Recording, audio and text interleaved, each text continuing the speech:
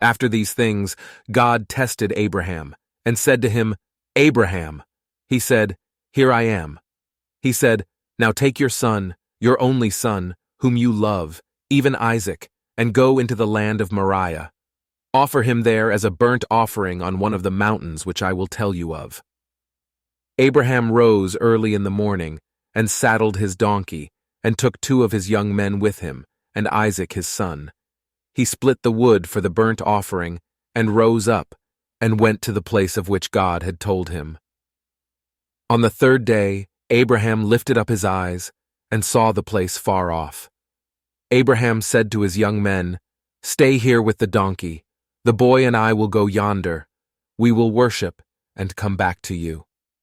Abraham took the wood of the burnt offering and laid it on Isaac his son. He took in his hand the fire and the knife. They both went together. Isaac spoke to Abraham his father and said, "My father?" He said, "Here I am, my son." He said, "Here is the fire and the wood, but where is the lamb for a burnt offering?" Abraham said, "God will provide himself the lamb for a burnt offering, my son." So they both went together. They came to the place which God had told him of. Abraham built the altar there, and laid the wood in order, bound Isaac his son, and laid him on the altar, on the wood. Abraham stretched out his hand, and took the knife to kill his son. Yahweh's angel called to him out of the sky and said, "Abraham, Abraham." He said, "Here I am."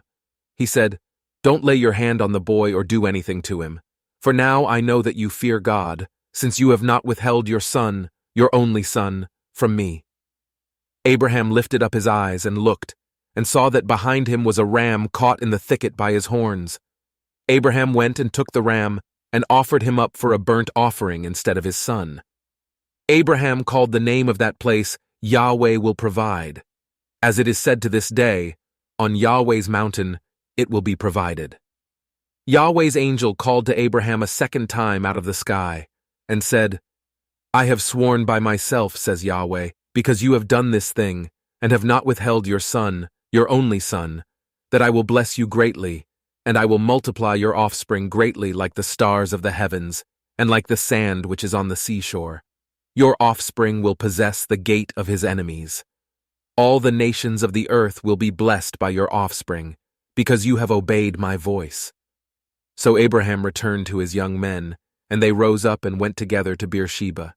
Abraham lived at Beersheba. After these things Abraham was told, "Behold, Milcah, she also has borne children to your brother Nahor.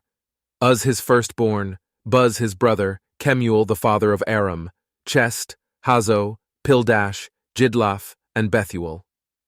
Bethuel became the father of Rebekah. These 8 Milcah bore to Nahor, Abraham's brother.